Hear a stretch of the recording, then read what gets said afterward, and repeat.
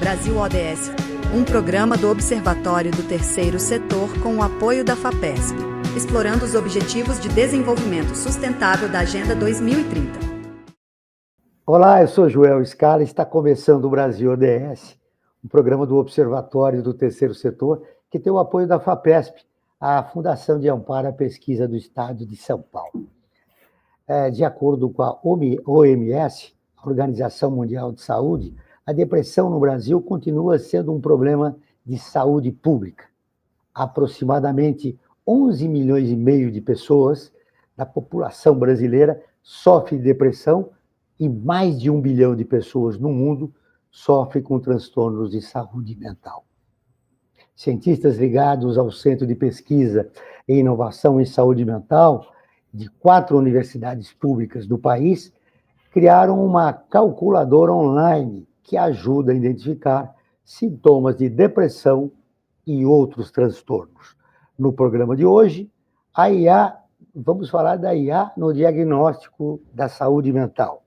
Nós contamos com a participação de Nino Orlon, arquiteto, urbanista, especialista em ODS e colunista do Observatório do Terceiro Setor.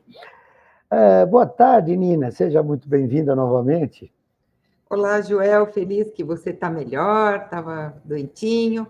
E falamos no assunto tão importante hoje sobre a IA, que é voltada para uma questão muito positiva. Bem, eu sou uma mulher branca, cabelo branco curto, tenho olhos claros, estou usando óculos de aro azul, uso uma blusa de motivo geométrico, vermelho e preto, e atrás de mim está um banner com os 18 Objetivos de Desenvolvimento Sustentável, que é o programa da ONU, que a gente sempre traz aqui, esse foco da importância da integração de todos os assuntos que nos afligem no dia a dia. Pois bem, Dina, eu também sou homem branco, olhos negros, tenho óculos, cabelos pretos. Para falar sobre IA no diagnóstico da saúde mental, nós recebemos o Maurício Scopel Hoffmann, professor do Departamento de Neuropsiquiatria da Universidade Federal de Santa Maria, no Rio Grande do Sul. Ele é supervisor do estudo que eu acabei de citar, Propriedades Clínicas do Questionamento Breve de Humor e Sentimentos, o desenvolvimento de uma calculadora gratuita baseada no estudo de corte brasileiro de alto risco. O professor Maurício vai nos contar sobre esse estudo. Professor, seja muito bem-vindo, boa tarde, obrigado pela entrevista. Boa tarde, Joel, boa tarde, Nina, boa tarde, André e todos que assistem. Então, eu sou o Maurício Hoffmann, eu sou um homem branco de 1,90 m, uma barba ralinha, cabelo desaparecendo, mas castanho, um pouco acinzentado. Estou de óculos e camiseta polo preta. É isso aí, Joel. Nosso trabalho, vamos comentar um pouquinho hoje também aí com vocês. Obrigado pelo convite. Vamos entender como funciona essa calculadora e qual é a importância dela para a saúde pública no tratamento de problemas como depressão e ansiedade. Nosso outro convidado é o André Ferreira Bezerra, psicanalista, mestre em psicologia social e doutorando em psicologia social pelo Instituto de Psicologia da Universidade de São Paulo. Ele tem um estágio de pesquisa na Universidade de Kent, no Reino Unido. André, seja muito bem-vindo. Boa tarde. Uma boa tarde. Agradeço também pelo convite. Eu sou André, sou um homem branco, de cabelos morenos, uma barba, também estou usando óculos e uma camisa listrada, né? Atrás de mim tem alguns livros, um quadro, né? E feliz aqui em poder conversar um pouco com vocês sobre o tema que vocês propõem. O prazer é nosso, André. Professor Maurício, vamos falar um pouco começar falando do seu estudo, Propriedades Clínicas do Questionamento Breve de Humor e Sentimentos. Como esse estudo foi feito? Certo, Joel. Primeiramente, vale a pena falar sobre quem que a gente estudou. Então, é o estudo que você mencionou, que é o estudo de corte de alto risco para transtornos mentais. Então, esse estudo é um estudo que começou em 2010, através de, vamos chamar assim, de um consórcio, né, de uma união de algumas universidades do Brasil, especialmente a URGS, aqui de Porto Alegre, a USP e a Unifesp, que formaram o Instituto de Saúde Mental, fizeram o INCT, né, o Instituto Nacional de Ciência e Tecnologia, e agregaram vários pesquisadores, que se criou o INPD, que é o Instituto Nacional de Psiquiatria do Desenvolvimento, para a Infância e Adolescência. Então, esse grupo que se formou lá atrás criou essa corte, né, que corte é um estudo de acompanhamento de pessoas. Então, foi selecionado 10 mil pessoas nas escolas públicas de Porto Alegre e na cidade de São Paulo, naquele ano, no início do ano de 2010. Dessas pessoas, se aplicou um questionário para ver quais que tinham mais problemas de saúde mental, enfim, e se criou esse estudo de pessoas com alto risco, né? Tem uma parte que são pessoas da comunidade e uma parte que tem um alto risco. Bom, as pessoas foram acompanhadas ao longo dos anos e ainda estão sendo acompanhadas. Naquela época tinham 6 a 14 anos, hoje já tem 20 e tantos anos. E na coleta de dados de 2018, 2019, foi que a gente fez esse estudo. Tá? Então, as pessoas já tinham ali 18 anos, entre 24 e 16 anos. Então, é para essas pessoas que o nosso estudo vale, né? Para jovens brasileiros da região urbana, escolares, né? Que tem essa amostra escolar. Então, esse estudo é muito grande, assim. Esse estudo é o maior estudo de neurociência populacional do Brasil, em termos de financiamento, em termos de pessoas. Enfim, nós temos neuroimagem dessas pessoas, genética de pai, mãe, do sujeito, dos filhos do sujeito agora também, enfim, uma série de dados. Inclusive diagnósticos, né, de transtornos mentais e sintomas. Então, a calculadora, a gente fez, porque a gente está muito interessado em entender as propriedades desses questionários que a gente já tem na psiquiatria e na psicologia há bastante tempo. Então, o questionário que nós fizemos não é novo, mas a técnica que nós aplicamos em cima do questionário é interessante. Então, é um questionário de 13 perguntas, tá? Que pergunta assim, se você se sentiu triste nas últimas 2 semanas, se sentiu que ninguém te amava, sentiu que estava errando em tudo, culpa de tudo, mais tristeza, etc. Então, o questionário com essas 13 perguntas, ele foi desenvolvido para medir sintomas depressivos, mas nós vimos que ele também é capaz de detectar outros diagnósticos, como transtorno de ansiedade generalizada, fobia social, estresse pós-traumático, pânico e uma série de outros diagnósticos dessa linha. Então, o que nós fizemos, Joel? Nós, em vez de pegar os itens e só somar os pontinhos, né, como se cada sintoma tivesse o mesmo peso, nós aplicamos uma teoria de resposta ao item, que é um método estatístico que também se aplica no Enem, por exemplo. Né? Então, o Enem, ele assume que a pessoa que acerta a questão, vamos dizer, 2 mais 2 igual a 4, tem um conhecimento sobre matemática diferente da questão da pessoa que acerta, por exemplo, qual a raiz quadrada de 4. Né? São perguntas que exigem um nível maior de conhecimento de matemática, por exemplo. E nós aplicamos isso para sintomas depressivos. Então, a calculadora tem por trás já uma matemática, um algoritmo que a pessoa que vai preencher o questionário novo, por exemplo, se você for lá e preencher o questionário agora, por trás tem uma matemática que vai estimar, baseado em cada pergunta, qual o teu nível de sintoma nesse questionário. E ele vai, no final, linkar com uma probabilidade de ter diagnóstico ou não. Então, essa probabilidade, ela aumenta conforme você vai aumentando os níveis de sintoma. Então, a gente tem ali uma probabilidade básica, que é da comunidade. Né? A comunidade, nessa idade, tem em torno de 24% das pessoas têm algum transtorno mental nessa idade. Né? E ao preencher essa calculadora, a gente vai ver se a pessoa tem menos risco ou mais risco. A calculadora não visa substituir o diagnóstico, obviamente. Né? O diagnóstico é muito mais complexo do que isso. Ela pode aumentar a porcentagem de acerto no diagnóstico? Ela vai te dar uma probabilidade daquele sujeito ter um diagnóstico ou não. Né? E ela é sensível, por exemplo, o que a gente se fazia até agora? Né? Se a escala passa de um determinado ponto, vamos dizer assim, passa de 15 pontos, 10 pontos, você tem tal probabilidade de ter o diagnóstico. É só que a gente fazia, a gente binarizava as coisas, era sim ou não. Né? A gente fez uma técnica diferente, a gente aumenta essa probabilidade conforme vai aumentando os teus pontos na escala. Né? E baseado nessa teoria de resposta ao item. Então, ela é mais flexível. Né? Então, a gente pode individualizar a aplicação dela bastante. E ela vai dar uma probabilidade. Né? Por exemplo, se a probabilidade na comunidade é de 24%, aquele sujeito fez um monte de pontos, ele vai para 70%, 80%. Ou pode diminuir a porcentagem. Então, ela pode ajudar, além de triagem, né? A gente pode triar pessoas no serviço comunitário, por exemplo. a gente pode ter mais, a gente pode ampliar o acesso a um eventual diagnóstico para a pessoa poder se alertar, olha, eu acho que eu tenho que procurar alguém, ou o serviço de saúde poder procurar. Só que o que a gente fez na plataforma, que é livre, como você mencionou, ela é mais interessante ainda no sentido que ela pode ajudar a pessoa a se vincular com um profissional de saúde, porque tu pode mandar ali diretamente um e-mail, por digitar ali o nome do profissional que você quer, o e-mail do profissional que você quer, ele vai receber na caixa de e-mails dele ou dela o resultado desse teste com o paciente. A gente já fez os gráficos, tudo bonitinho ali, né, para o profissional de saúde poder interpretar. A interpretação desse score, ele dá em scores T. O score T a gente usa bastante na medicina para ver densitometria óssea e outras coisas. É um score padronizado, como o teste de QI. Né? O score T, a média dele é 50. 50 significa que é 50% da população. E ele vai variar de mais 10 pontos ou menos 10 pontos, enfim, que vai mais 10 pontos no score T. Por exemplo, no score T de 60 significa que você tem mais sintomas do que 84% da população e menos do que 16%. Um score T de 70 significa que você tem mais sintomas do que 97% da população.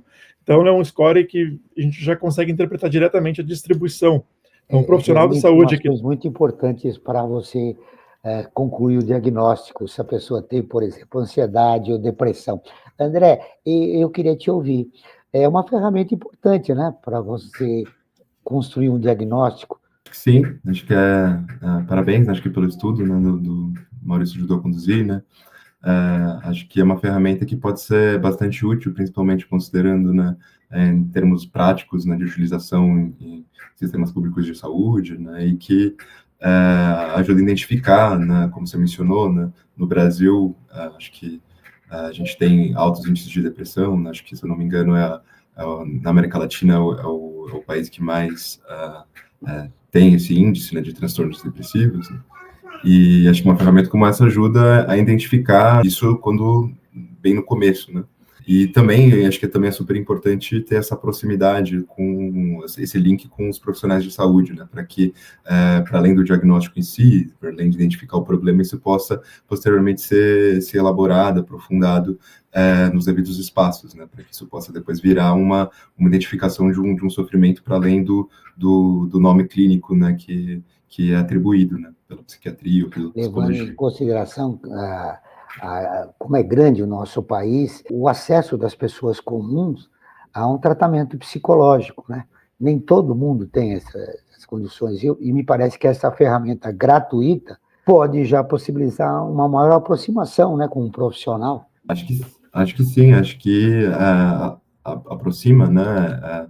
É um recurso que a gente observa na clínica, né? É muito comum as pessoas chegarem com autodiagnóstico, né, ou se questionando sobre aquilo que elas têm e já atribuindo um nome, né, depressão, TDAH, né, esses que já são bastante conhecidos, né, e muitas vezes isso vem de uma ideia, né, que pode ser da própria pessoa, mas às vezes de conhecidos, familiares, amigos, né, que acabam atribuindo aquele sofrimento daquela pessoa e colocando um nome específico, né? Então, poder ter uma ferramenta que consiga auxiliar, né, dar um caminho, né, para dar uma pista do que é aquilo que ela tem, de uma forma mais embasada, mais científica, né, baseada em dados, isso ajuda a orientar melhor, né, o que fazer com esse tipo de sofrimento, para que depois ela possa poder, né, entender esse sofrimento a partir em espaços de terapia, né, em espaços clínicos que conseguem, de fato, orientar a pessoa para além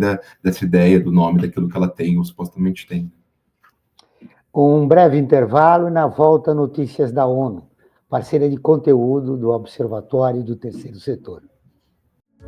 O Brasil ODS conta com o apoio da FAPESP, a Fundação de Amparo à Pesquisa do Estado de São Paulo, uma das principais agências de fomento à pesquisa científica e tecnológica do Brasil.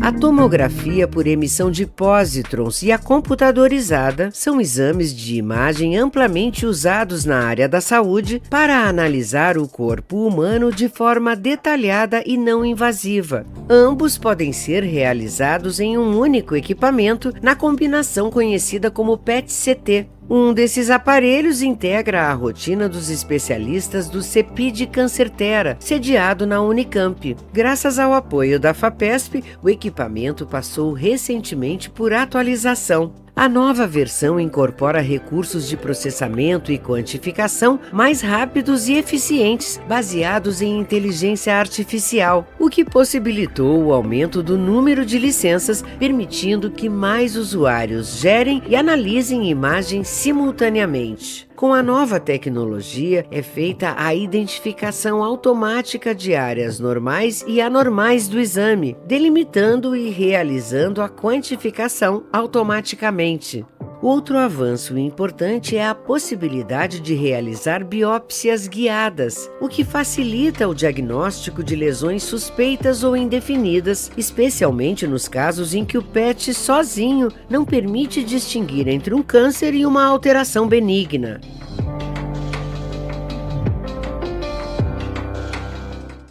Brasil ODS, um programa do Observatório do Terceiro Setor com o apoio da FAPESP, explorando os Objetivos de Desenvolvimento Sustentável da Agenda 2030. Você está acompanhando o Brasil ODS, um programa do Observatório do Terceiro Setor que tem o apoio da FAPESP, a Fundação de Amparo à Pesquisa do Estado de São Paulo. Hoje nós estamos falando sobre inteligência artificial no diagnóstico da saúde mental, com o professor Maurício Hoffmann e o psicanalista André Bezerra, e com a participação especial da nossa colunista de ODS, a Nina Orlon. Vamos agora com as notícias da ONU News, parceira de conteúdo do Observatório do Terceiro Setor. Com a reportagem, pela primeira vez, saúde mental é destaque na Assembleia Geral da ONU. O Felipe Carvalho, de Nova York, traz as informações. Notícias do mundo com a ONU News. Pela primeira vez, a atenção à saúde mental é colocada no centro de uma reunião oficial da Assembleia Geral. A expectativa é que líderes mundiais cheguem a um acordo para impulsionar a ação global em apoio às pessoas que sofrem com essas condições. Embora o tema da saúde mental já tenha sido mencionado em anos anteriores, ele terá prioridade no encontro, que também aborda a prevenção e o controle de doenças não transmissíveis, DNTs. Dentre elas estão doenças cardiovasculares, câncer, diabetes e doenças respiratórias crônicas. As DNTs continuam sendo as principais causas de morte e invalidez no mundo. Além disso, ambos os temas estão estreitamente conectados. Para muitas pessoas, condições físicas e mentais se sobrepõem, exigindo abordagens integradas de cuidado. A diretora interina de Doenças Não Transmissíveis e Saúde Mental da Organização Mundial da Saúde, OMS, afirmou que esta é a primeira vez que os dados apontam que mais de 1 bilhão de pessoas têm alguma condição de saúde mental. Deborah Castle explicou que somente 9% das pessoas com depressão, a condição de saúde mental mais comum, recebem apoio. Apenas 40% das pessoas com psicose têm acesso à ajuda de que precisam. Isso significa que os países precisam desenvolver mais e melhores formas de estruturar serviços que assegurem o acesso fácil e disponível a esse cuidado, adicionou ela. Mesmo onde os serviços existem, muitas vezes eles são inacessíveis devido a custos, distância ou falta de integração com outros tipos de apoio em saúde. O estigma também é um fator significativo que desestimula aqueles que vivem com condições de saúde mental a buscarem ajuda. Da ONU News em Nova York, Felipe de Carvalho. André, esse sofrimento coletivo que vivemos nos dias de hoje, na sociedade moderna, ele pode ser combatido de que forma? Qual é a melhor forma da gente encarar esse momento difícil em relação à saúde mental, não só no nosso país, como no mundo? Bom, acho que, em primeiro lugar, é identificar esses sintomas, né, esse sofrimento, né, saber de onde eles vêm, de que forma eles surgem, né, que muitas vezes não é só uma questão individual, mas também uma questão que se reflete a partir da vida social, né, e nesse sentido, né, além da determinação diagnóstica, né, de poder identificar qual é de fato o problema, acho que é essencial poder também oferecer espaços de escuta, no qual as pessoas possam elaborar aquilo que elas sentem e entender o que é esse sofrimento que acontece em cada uma da singularidade de cada sujeito. Né? Então, poder escutar, poder dar um nome para isso, né, poder elaborar e tomar um tempo para entender de onde ele vem, como ele se articula com a vida, com com a família, com o social, né, com os desejos, com a angústia. Acho que tudo isso ajuda a entender, não só no sentido de identificar o problema, mas também de conseguir uma elaboração singular, né, um nome próprio para esse tipo de sofrimento, e daí conseguir encontrar algumas saídas mais individuais para cada tipo de problema. Bom, chegou agora a coluna da Nina, a Nina Orlon, a nossa colunista especialista em ODS.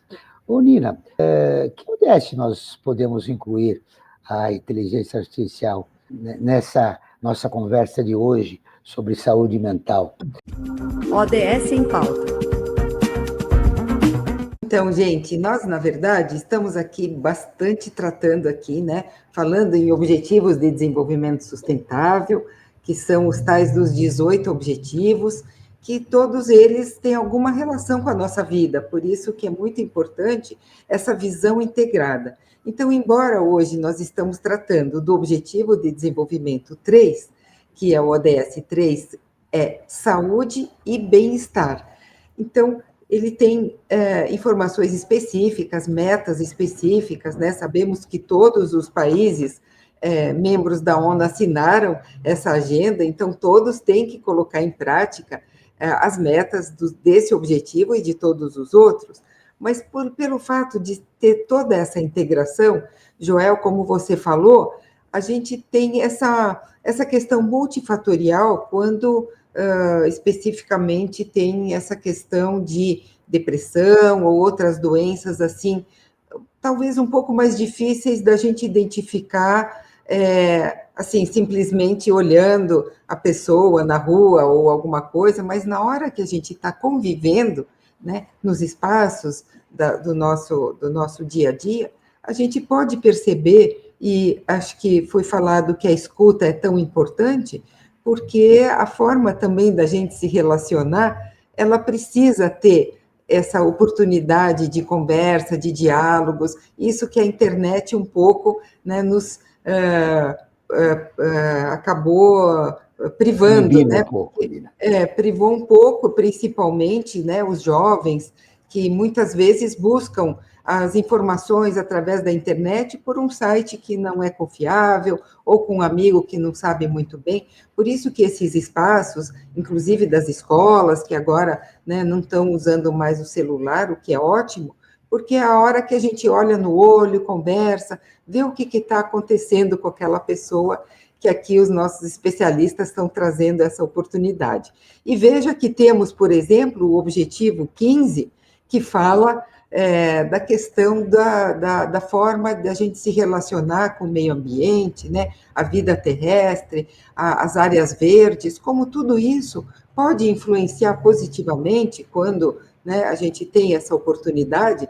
A gente já falou isso em outro programa, tem esse Shinrin-yoku, que eu não sei se é assim que se pronuncia, Shinrin-yoku, que é o banho de floresta. Então, os médicos no Japão prescrevem um banho de floresta para algumas pessoas, porque às vezes é só uma questão de estresse, sei lá, de aliviar um pouco as tensões, que não é propriamente uma doença, mas muitas vezes ela é. Então, como que a gente pode saber, e principalmente falamos aqui do ODS 10, a questão das desigualdades das nossas cidades, dos nossos estados, né, no país e em outros países.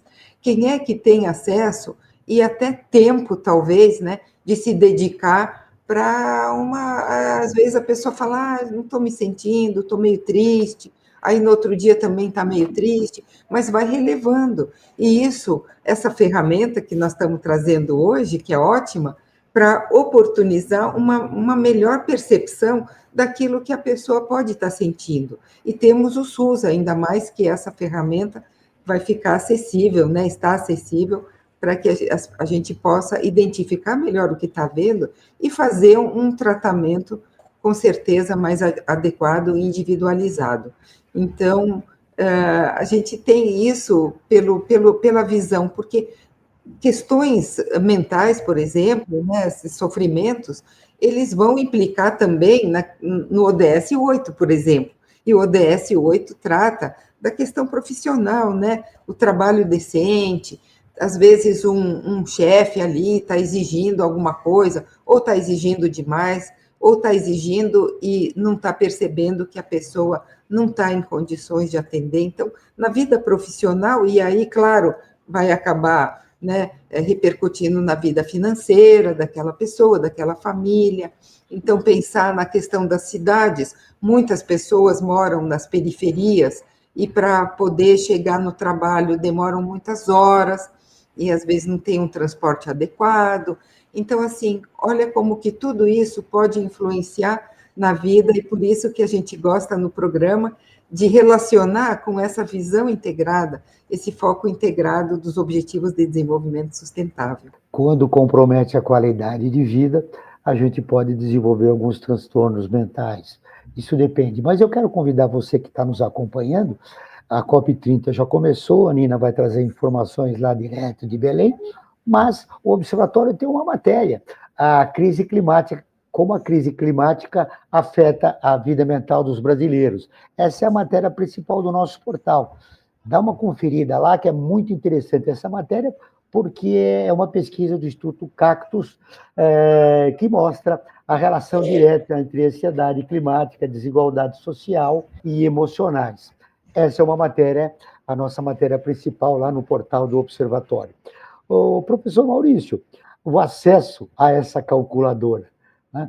Como é que hoje os profissionais de saúde que podem utilizar essa ferramenta, como está esse acesso? Isso, João, já está pronto, né? Eu disponibilizei o link aqui para a gente poder compartilhar. Eu não consigo falar ele porque ele é um pouquinho comprido, porque como ele é gratuito, a gente usa uma plataforma que não é paga, né? Uma plataforma que programadores usam geralmente, o software é o Shiny App, né? Enfim, é uma forma gratuita de a gente poder fazer. Ele tem umas questões que, se muita gente usar, o site trava. De novo, tudo que é gratuito tem um pouquinho dessas dificuldades, mas a gente pode ganhar em escala. Paciência, mas o acesso é gratuito. Ele vai. E ele é gratuito, então, assim, né, dá para acessar em qualquer lugar. Então, assim, ele pode ser usado em um consultório particular, ele pode ser usado no posto de saúde, ele pode ser usado numa clínica de psicologia, ele pode ser usado em qualquer lugar, né? Então, que daqui a pouco vocês conseguem disponibilizar ele aí, o link para o público poder acessar, e, né, podem treinar, podem fazer ali, mas já está totalmente pronto, né? Esse artigo já foi publicado numa revista especializada, o Journal of Psychiatric Research. Então, nós vimos que tem muitas coisas que a gente está interessado, né, João? Coisas que eu vi vocês discutindo, assim, sobre diferença entre bem-estar e transtornos mentais, que são coisas diferentes, predizem coisas diferentes, são preditos por coisas diferentes, né? Às vezes o paciente tem só um problema de qualidade de vida, ele não tem um transtorno mental, né, como a Nina comentou. Então, essas coisas a gente tem estudado um pouco mais agora, de ver escalas que medem outras dimensões do funcionamento, para tentar ver qual o problema da pessoa, né, no sentido não só o que ela pode ter, mas no sentido preditivo, ou seja, o que ela pode desenvolver, o que ela pode vir a ter. Nós estamos trabalhando muito com jovens, então a gente quer entender, assim, quais jovens estão mais em risco para ter problemas com crime, quais jovens têm risco para ter dano autolesivo, né, que é se cortar, por exemplo, não com a intenção de cometer suicídio, mas que possa ter esse tipo de comportamento, que é um grande problema nas escolas hoje em dia. Tanto a questão do suicídio também, enfim, a gente quer ver quais questões da psicopatologia podem predizer coisas no futuro, né, ou se é tudo a mesma coisa. Então a gente está tentando, bem-estar é a mesma coisa que depressão, por exemplo. Não é, a gente sabe que não é, e a gente está tentando desenvolver ferramentas gratuitas também para poder ajudar os profissionais e as pessoas a se identificarem, enfim, e poder termos alguma ação sobre isso. Claro que nada disso é sozinho, né? A gente precisa ter serviços aptos também. Tem vários estudos australianos mostrando, assim, por exemplo, que se a gente aumenta a demanda, né, todo mundo consegue identificar que tem problema, isso piora o sistema, as pessoas sofrem mais, né? Então, os sistemas também têm que serem compatíveis com a demanda. A gente sabe que a demanda é grande, né? Enfim, tem todas essas questões que a gente está discutindo aí de causas, enfim, tem vários estudos interessantes sobre, nesse sentido, né, por que tem aumentado a ansiedade e depressão ao longo dos últimos anos, e não tanto o TDAH, por exemplo, déficit de atenção, autismo não tem aumentado, tem uma série de coisas que não tem aumentado, mas mas alguns outros têm, e por quê? Né? Tem muito mais a ver com relações sociais e questões econômicas do que qualquer outra coisa. E é um trabalho interessante, né? Como o professor Maurício disse, vai ser um pouco difícil, mas você vai conseguir. E nós vamos colocar o endereço para o acesso. As ferramentas de inteligência artificial, elas estão em constante expansão e desenvolvimento, obviamente, sendo aplicadas em diferentes áreas, inclusive na medicina. A inteligência artificial na hora de diagnósticos e saúde mental é uma tendência em crescimento. Está aí essa ferramenta que já está aí, que é a calculadora.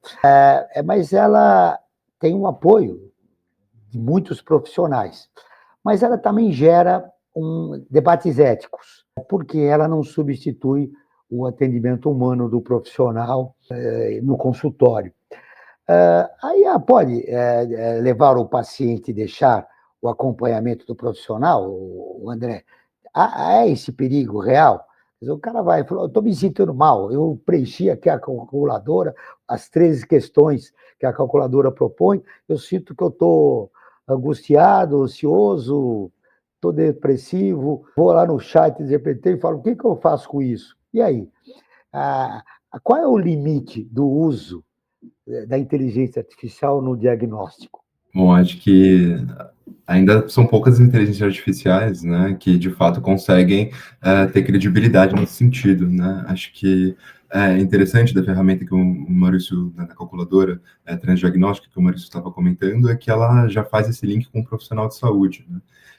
A inteligência artificial, né, as mais conhecidas, como o ChatGPT, Gemini, né, eles usam uma formalização que tem como base uma série de informações de dados a respeito de quem usa essa ferramenta. Então, as respostas não vão ser dadas de acordo com aquilo que a pessoa, né, quer escutar, precisa escutar, né, mas naquilo que ela espera que ele responda. Né?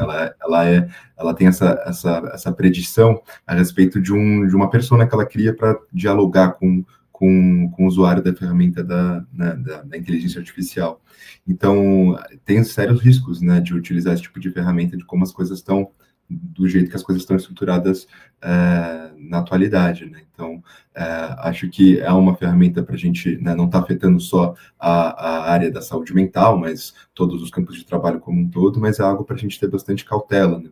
Acho que exige um letramento digital e que ainda vai demandar um tempo para até que todo mundo entenda quais são os limites dessa ferramenta e até que ponto a gente consiga utilizar ela de uma forma ética, né, e de uma boa forma como um todo, né? Acho que essa formalização, né, é algo que muitas vezes ela é baseada num entendimento específico sobre o sujeito que utiliza aquela ferramenta, ela pode dar respostas, né, que as pessoas querem escutar, não necessariamente aquilo que vai ser mais eficaz, né, mais adequado para aquele tipo de tratamento. Vamos para um breve intervalo e na volta temos o resultado da enquete feita no nosso Instagram.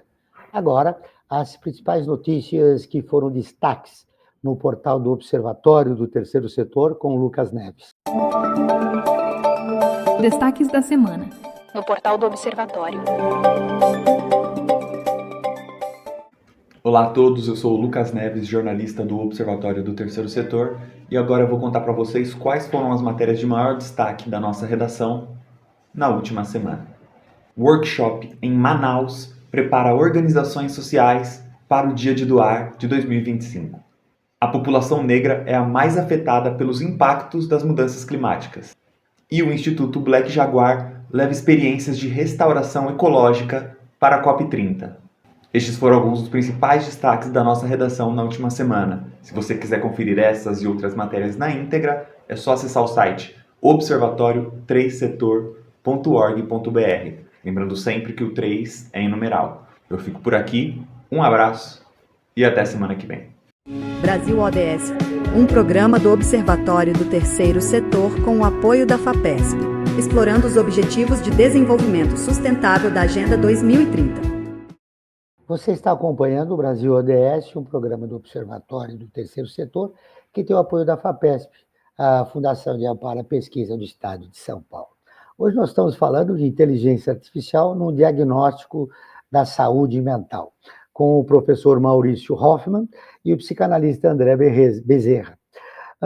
Chegou o momento da nossa enquete realizada no Instagram com os seguidores do Observatório. E você pode participar. Basta seguir a nossa página observatório3setor.org.br. Muito bem. Nina, a pergunta da semana foi: você confia no diagnóstico feito por inteligência artificial? O resultado foi sim, 0%. Não, 100%.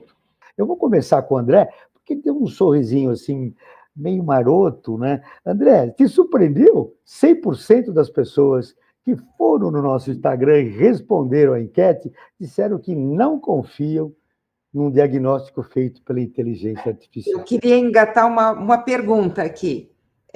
Eu acredito que, bom, primeiro que o universo das pessoas que nos seguem provavelmente já estão bastante conscientizadas porque assistem todos os nossos programas, né? Talvez seja isso.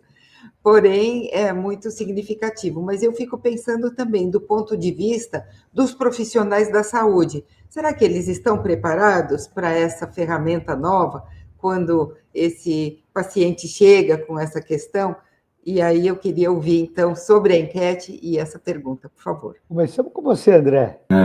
Eu dei um sorriso, né, porque eu pensei, né, que bom, né, que deu esse resultado de 100% das pessoas não confiarem no diagnóstico feito inteiramente por IA, né, acho que ela não está preparada para fazer esse tipo de coisa, acho que nem consegue fazer esse tipo de coisa, né, acho que o diagnóstico ele tem que ser dado pelos profissionais que trabalham com saúde mental, né, o psiquiatra, pelos psicólogos, psicanalistas, né. E ele exige um entendimento mais holístico, né, mais integral a respeito do sujeito, né, não só baseado num questionário em si, né, mas também em tudo aquilo que contempla a experiência de vida, o sofrimento daquela pessoa, né. Então, a IA em si, né, principalmente essas IAs que, né, como mencionei aqui, né, IAs generativas, mas que se popularizaram no último tempo, elas não estão preparadas para isso, né. Elas conseguem ali talvez dar algumas pistas, falar sobre o assunto, né, às vezes até conseguir elaborar uma coisa ou outra, mas, de novo, né, ela não faz com esse olhar clínico, mas com esse olhar a respeito de um sujeito que está ali como um usuário de uma plataforma, né. Então, ele para tratar como um paciente, né, como analisando, né, como alguém que está ali trazendo suas questões e querendo elaborar, acho que ela ainda não consegue dar esse tipo de diagnóstico com tanta precisão, né? Então é uma coisa muito mais exploratória, ali, pouco precisa, né? Então, que bom que as pessoas não confiam 100%, né, no diagnóstico feito inteiramente por IA. Eu achei até que uma ou outra pessoa talvez até confiasse, né, já que tem uma euforia muito grande a respeito desse tema, a respeito da IA enquanto, né, um superpoder. A gente vê que não é bem isso que ela consegue oferecer ainda, né? A figura ainda do profissional, do psicanalista, no contato com a pessoa ainda é fundamental, né, André? Bom, eu queria ouvir o professor Maurício. O que o senhor achou do resultado? As pessoas não confiam no diagnóstico feito pela inteligência artificial. Acho que pelo menos o público do programa está com o juízo crítico preservado, né, Joel? Assim, porque a IA não faz isso, né? Então, assim, não tem como confiar uma coisa que a IA não faz. A IA não se propõe, nenhuma IA se propõe a fazer diagnóstico e dar diagnóstico, né? Nem uma técnica de machine learning, enfim, todas essas coisas podem estimar alguma probabilidade, alguma coisa, mas não é o objetivo, né? É a mesma coisa, vamos pensar no exemplo assim, eu vou no cardiologista e mensuro a minha pressão. É o aparelho de pressão que vai me dar diagnóstico, o aparelho de pressão não dá diagnóstico, né? Quem dá o diagnóstico é o cardiologista, o aparelho de pressão serve para auxiliar em medir uma dimensão da coisa, eu preciso ter várias medidas repetidas, ver outras questões, enfim, para dar o diagnóstico e até o tratamento, né? O tratamento é perder peso, o tratamento é usar o antihipertensivo, enfim, né? Então, o diagnóstico tem uma utilidade que é implicar o tratamento. Tem toda essa discussão filosófica sobre a diagnose, enfim, o que é o diagnóstico, sistemas nosológicos, enfim, qual a utilidade deles. O sistema nosológico psiquiátrico, por exemplo, psicológico, ele não é muito válido, mas ele pode ser útil. Ele tem muito mais uma questão utilitária do que uma questão de validade. Eu não consigo aprender nenhuma biologia sobre isso, alguma coisa preditiva, enfim, tem uma série de questões. Mas, né, é um exemplo. Então, o diagnóstico em saúde mental, ele não se dá com nenhuma IA, né? Ele é muito mais complexo do que medir sintomas. Ele tem sintomas, ele tem o tempo, como que esses sintomas se relacionam, como que começou, fatores de risco, história familiar, tem uma série de coisas que a gente pensa para compor um diagnóstico. O diagnóstico não é só uma dimensão, por exemplo, a dimensão sintomática, né? Tem uma série de outras coisas que eu acabei de mencionar que se envolve na parte de fazer um diagnóstico. E o diagnóstico diferencial também, né? Ele está com os sintomas porque ele está com hipotireoidismo, né? Ele está com pressão, ele está usando uma medicação para baixar a pressão e aquilo que está dando sintoma como efeito colateral, isso é sintoma de uma parte reumatológica, enfim, então, né, o diagnóstico ele envolve todas essas coisas. Por isso que a gente demora um certo tempo para fazer um diagnóstico numa consulta. Ele é apenas um indicador, né? E existem outros vários que compõem o diagnóstico total, né? E essa confusão que está acontecendo, esse estouro da inteligência artificial, eu queria perguntar para vocês, rapidamente, se é pelo processo de desumanização que passa a sociedade brasileira neste momento, né? De você colocar a inteligência artificial num patamar onde ela seria apenas uma ferramenta, não o resultado final, como agora o próprio professor Maurício acabou de constatar. Mas é o processo de desumanização da sociedade brasileira que colocou a inteligência artificial nesse patamar que nós vemos hoje? André? Acho que é um processo de desumanização, daria para pensar assim, mas também acho que também tem um processo de antropomorfização, né, da inteligência artificial, né, como se você estivesse falando ali, de fato, né, quando você conversa com uma IA generativa, de fato com um humano, né, ela tenta se passar nesse sentido, né, escrever, dar respostas de uma forma que incite o diálogo, né. Mas voltando também, acho que para a pergunta que a Nina fez anteriormente sobre se as pessoas estão preparadas para isso, né, acho que não, né, acho que exige um letramento digital, né? A gente tem incorporado muitas dessas ferramentas na prática, elas de fato auxiliam em muitas coisas, né? Mas eu acho que é fundamental entender até que ponto elas conseguem de fato ajudar e em que sentido elas também podem atrapalhar, né? A gente estava falando aqui sobre a importância do diagnóstico, né? Que é uma ferramenta de fato essencial na clínica, mas é importante também que não se pare aí também só no diagnóstico, né? Acho que tem uma demanda muito grande por entender o que é o sofrimento, né, de cada um, e o diagnóstico, às vezes, ele entra nessa função de dar um nome para esse tipo de sofrimento, né, mas é muito mais do que isso, né, entender, tratar o sofrimento, tratar a angústia, ela exige todo uma outra série de intervenções, né, de escuta, de elaboração, né, exige tempo, não é uma coisa que consegue ser dada de uma forma tão imediata assim por uma inteligência artificial. Professor Maurício, esse mal-estar generalizado na sociedade explica a valorização da IA neste momento? Não sei se explica, Joel, mas certamente sozinho, né? Mas certamente a IA vem como uma válvula de escape, assim, é uma hype, né? Assim, nesse sentido. Mas, assim, eu acho que é importante, tem várias IAs, né? Assim, tem várias funções, tem várias coisas. Eu acho que é difícil colocar tudo num saco só. A IA generativa, por exemplo, que o André estava mencionando, é uma coisa que ela é um bom assistente de pesquisa, é muito interessante por uma série de utilidades que facilita. Para outras coisas ela não se presta, né? E tem outros tipos de técnicas de inteligência artificial, como machine learning, enfim, que são mais análise de dados, predições. Ela funciona muito bem para prever tempo, por exemplo, para algumas coisas de classificação que a gente usa no nosso dia a dia já há algum tempo, né? E é super útil, super importante, assim. Mas, do ponto de vista de saúde mental, a gente precisa ganhar muito em escala ainda, né? A gente tem muitas intervenções, muitos espaços de escuta que a gente considera grupo controle, assim, né? A gente precisa ter ainda muito avanço em tratamentos mais ativos para ganhar em escala, porque é muita gente com sofrimento mental real, né? E isso tem causas sociais bastante profundas, né? A gente vive, não é à toa que a gente vive um mundo polarizado, né? Isso foi predito há muito tempo, né?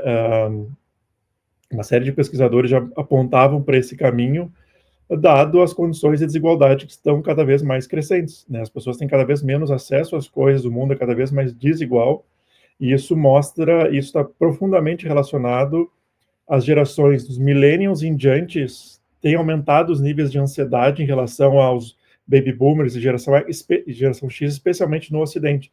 Na China isso não aconteceu. E a China também tem celular, a China também tem mídia social, a China também tem IA, né? E lá a ansiedade nessas gerações não aumentou aumentou só que pela desigualdade que a gente se criou no Ocidente, né? É muito mais difícil ter acesso a certos bens, certas coisas. Então, a gente tem essas questões aumentando aqui por questões muito particulares. Com essas informações que a gente está tendo, acho que o professor Maurício falou muito bem, a questão da desigualdade é muito importante. Então, todas as nossas ações precisam seguir nessa linha. E eu acho que essa proposta dessa ferramenta aí recém-lançada, ou já lançada há um tempo, mas que ela pode ser um auxiliar enorme, é muito bom, porque ela justamente rompe isso. Porque veja que eu observei que você tinha comentado a questão agora, né? Nós estamos indo para a COP, vamos fazer algumas intervenções ali e observar o que está acontecendo, trazer aqui para o observatório, para que vocês... A gente leva um pouco de vocês lá para a COP, né, Joel? Mas uma coisa que, assim, o tema principal, né, que é a questão climática, as mudanças climáticas e os impactos negativos, que está no Objetivo de Desenvolvimento 13, e veja que, assim, uma pessoa que passa por uma enchente forte, perde tudo, como que fica, né, a parte psicológica dela em cima de tudo isso?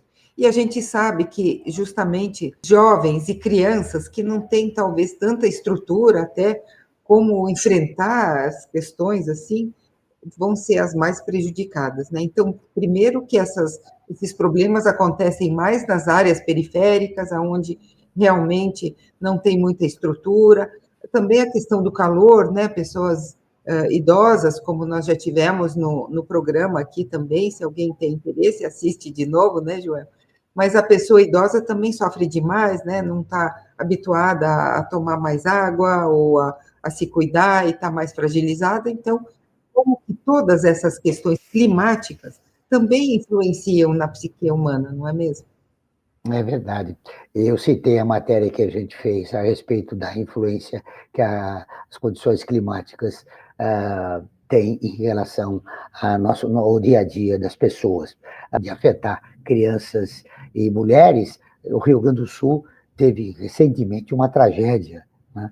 E os impactos na saúde mental da população lá, além da perda material, teve problemas psicológicos que ainda estão sendo tratados, né? Depois do que aconteceu daquela tragédia do Rio Grande do Sul. Eu gostaria, agora, eu tenho duas perguntas. A Sandra, ela pergunta, as terapias feitas pela IA têm o mesmo resultado do que feito em um consultório? André? Não tem o mesmo resultado. Sua resposta é suspeita, hein? Se é que a gente pode chamar uma terapia por IA de uma terapia, né? Acho que existe ali uma tentativa de elaboração, né? Existe ali tentar tratar alguma questão, algum problema, né? Com uma inteligência artificial, né? Mas ainda é bastante, a gente precisa ter cautela, né? De chamar isso de fato de uma terapia, né? Porque o que está acontecendo ali tem um outro contexto, tem um outro setting, né? Tem um outro tipo de prática que muitas vezes tem também interesses que ficam, né, velados, né, que não são ditos, né, não tem de fato interesse clínico, né? Então é bem problemático, né, a gente considerar esse tipo de recurso, né? Acho que diz de uma situação de talvez muitas vezes de vulnerabilidade, né, em que talvez seja o único recurso que a pessoa tem ali para poder de fato elaborar sobre alguma questão. Algumas pesquisas apontam, por exemplo, que fazer uma confissão, né, para uma inteligência artificial muitas vezes seria mais fácil do que fazer uma confissão para um ser humano, né, porque teria uma certa neutralidade da máquina, né, mas isso também é questionável no sentido de que a máquina também, né, não é de fato neutra, né? Tem ali uma programação, uma instituição por trás, né? Então é um campo que a gente ainda está entendendo como é que vai funcionar e se é possível de fato de existir uma terapia conduzida nesses termos, né? E retira-se principalmente algo que parece muito incontornável, o caráter humano, né? Da transferência, né? Do que acontece quando a gente considera que tem uma outra pessoa ali escutando de fato, né? Isso é uma parte que a inteligência artificial muito dificilmente ainda não apontou, não deu pistas para algo que consiga contornar isso, né? Não é só sobre uma troca de ideias, né? Sobre a ideia em si, a forma de chamar, né? Sobre a própria elaboração, mas também sobre aquilo que acontece, né? no tratamento que envolve duas pessoas, né, que envolve um set, que envolve um certo traquejo social, né, então é algo que ainda estamos, me parece, distantes de conseguir substituir, né. O William pergunta, professor Maurício, a IA pode tirar o lugar do profissional, já que é mais acessível e barato? Não, né, assim, são coisas diferentes, né, assim, eu acho que é a mesma coisa que perguntar, a roda pode substituir o carro, acho que não é isso, né, que se faz, assim, a IA é uma ferramenta, né, tem uma série de coisas que a IA pode fazer melhor, na medicina especialmente, né, por exemplo, o radiologista está meio ferrado, assim, né, para interpretar diagnóstico por imagem, a IA pode ser bem melhor do que ele em alguns aspectos, assim. Mas o radiologista faz muito mais do que só interpretar a imagem, né? Ele pode fazer intervenções, enfim, ele é um médico também e tal. Então é uma pergunta meio capciosa, assim, mas ela pode auxiliar em bastante coisa, assim. Acho que a IA, não a IA generativa como a gente conhece, ChatGPT e etc, né? Mas são duas perguntas, né? A gente quer isso, né? A gente quer substituir mais as pessoas por sei lá, o Jeff Bezos dominar tudo, assim, a gente quer isso, né? Não, a gente não quer isso, né? Isso vai aumentar a desigualdade, isso vai aumentar nossos problemas, enfim. Mas é o que a sociedade deveria responder, na minha opinião. Mas outra coisa é ganhar em escala, né? A gente já tem alguns ensaios clínicos, por exemplo, mostrando, tem um bem recente, na verdade, mostrando uma terapia com chatbot, mostrando resultados muito semelhantes, não diferentes da terapia com um profissional, com um humano. Então, em termos de ganhar em escala, ele pode ajudar, e outras supervisionadas por humanos. Então, assim, terapia online, ou terapia em grupo assistida, tem uma série de modalidades que a gente ganha em escala, a gente consegue tratar muita gente ao mesmo tempo. Essas terapias têm se mostrado tão eficazes quanto a terapia presencial, que são mais custosas, às vezes, né, e um profissional muito caro. A consulta em terapia é bastante cara, assim, né, então a gente precisa de técnicas mais de baixo custo para acessar mais gente. Isso significa usar IA? Não sei, né? Mas é usar IA, não é substituir necessariamente o profissional. Bom, você pode participar da enquete, como eu já disse, é só acessar o nosso portal, observatório3setor.org.br. Toda semana tem caixinha de perguntas, matérias, vídeos. Confira. Faça com mais de 700 mil pessoas. Siga o Observatório do Terceiro Setor. Estamos caminhando para o final do programa. Professor Maurício, parabéns pela iniciativa. É um trabalho que já vem há algum tempo. Essa calculadora é uma ferramenta que vai facilitar o trabalho e o diagnóstico. É importante, você gostaria de colocar no final da nossa entrevista? Eu acho que eu queria destacar, na verdade, a importância do financiamento, né, de pesquisa no país, assim. Então, esse trabalho foi financiado em todas as suas etapas pela FAPESP, pelo CNPq também teve participação, teve fundos em alguns momentos estrangeiros também que entraram, mas especialmente os nacionais, né? Então, foi tudo desenvolvido em universidades públicas, com financiamento público. Essa corte, esse estudo, né, liderado pelo professor Eurípides Constantino Miguel da USP, o Giovanni Salum da URGS, o professor Luiz Rode da URGS também, o Pedro Pan da Unifesp, o Rodrigo Bressan da Unifesp, o Ari Gadelha da Unifesp, que também fez a parte toda diagnóstica. Então, são vários pesquisadores que, enfim, tem toda a parte do tipo de genética também, da professora Cíntia, a ansiedade com a professora Gisele, enfim, é muita gente, né? São muitos pesquisadores, muitas pessoas que foram a campo, entrevistaram os sujeitos, né, com muito tempo, trabalho muito intenso com muitas coisas. Então, tudo isso já resultou em quase 200 trabalhos científicos já publicados, que nos deu uma perspectiva da saúde mental no Brasil. A gente entende muito mais sobre saúde mental e educação agora com esse estudo. Nós temos vários trabalhos com relação a isso. Enfim, o uso de serviços, enfim. Então, e esse trabalho, inclusive, né? Que a gente tem diagnósticos feitos em pessoas, a gente tem uma escala, a gente tentou ver como que essa escala se relaciona, uma forma simples de tentar estimar, não é fazer o diagnóstico, mas é estimar a probabilidade daquele sujeito ter o diagnóstico, em cima disso a gente conseguir ter raciocínios clínicos em cima. Então, esse trabalho feito em brasileiros, para brasileiros, enfim, né, a gente não usa mais, não precisamos importar literatura estrangeira, a gente consegue estudar como é que está a nossa população Isso foi possível através do financiamento público de pesquisa. Nina, nosso próximo contato, você já vai estar em Belém trazendo informações. Certamente, e eu queria só dar um destaque aqui no ODS 18, que é um ODS recém-criado, né, e é do Brasil, porque imagina que essas pessoas, que é um ODS que trata da igualdade étnico-racial, onde essas pessoas que desde a tenra infância sofrem preconceito a vida toda, parte da nossa sociedade sofrendo preconceito, é inadmissível, como foi falado, né, a questão da desigualdade, mas especialmente essa comunidade, a gente precisa nos unir para o enfrentamento da questão racial que a gente convive ainda, infelizmente.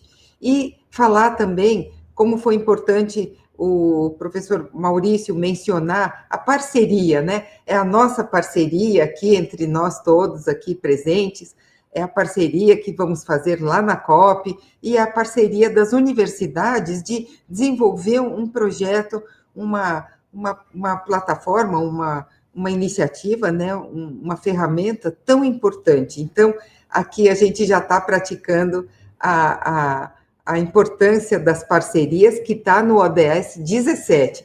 Então, veja quanta coisa que a gente falou hoje e agradeço a todos aqui e contem com a gente sempre do Movimento ODS. Além de você, nós contaremos com outros profissionais, como o professor Paulo Artacho, né, da Universidade de São Paulo, que também será um dos nossos colunistas que estarão na COP30. André, para fechar o nosso programa, eu gostaria das suas conclusões finais. Acho que não esquecer que se tratam de ferramentas, né? Acho que vocês falaram da tendência, né, da humanização, né? Acho que saber desses limites, né, ajuda a usar essas ferramentas de uma forma ética, né? Entender do que se trata, o que elas propõem, né? Qual é o tipo de oferta que elas trazem, né? Acho que, como o professor colocou, né, até mesmo a ferramenta que eles desenvolveram, né, trata-se de uma estimativa, né? Ela não substitui o diagnóstico em si, mas ela aponta caminhos que auxiliam no tratamento de uma forma, né, mais assertiva, né, mas que não substituem um tratamento mais completo, né? Então, acho que entender, principalmente a inteligência artificial, né, essas que se popularizaram muito rapidamente enquanto um recurso, né, que tem seus limites, acho que é bastante fundamental. Chega ao fim mais uma edição do programa Brasil ODS, que tem o apoio da FAPESP, a Fundação de Amparo à Pesquisa do Estado de São Paulo.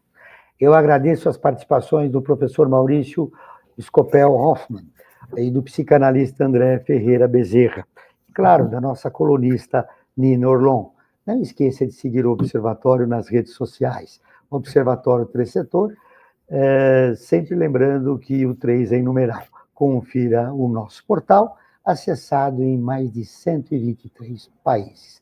Lá você pode conferir as últimas notícias e acompanhar nossos programas, como este, podcasts, campanhas, mini-docs, editais, fórum das ONGs e muito mais. Com destaque para o nosso novo programa Na Contramão, que estreou falando sobre a ditadura militar no Brasil. O programa foi gravado no Museu de Resistência Antigo DOPS, aqui de São Paulo, onde muitas pessoas foram presas, torturadas, incluindo crianças, na época da ditadura. E também temos o Observatório Entrevista, onde você, todo mês, uma celebridade ligada ao terceiro setor é entrevistada pelo Observatório. No mês passado foi o Ronaldo Fenômeno, que teve um imenso sucesso na nossa página. Agora você vai conferir por lá, já passou, como eu disse, o Ronaldo Fenômeno, o Alok, e agora teremos uma novidade na próxima semana. Nós vamos ficar por aqui, sempre na luta por uma sociedade mais justa, solidária, sustentável e tolerante. Até o próximo programa. Brasil ODS, um programa do Observatório do Terceiro Setor com o apoio da FAPESP, explorando os Objetivos de Desenvolvimento Sustentável da Agenda 2030.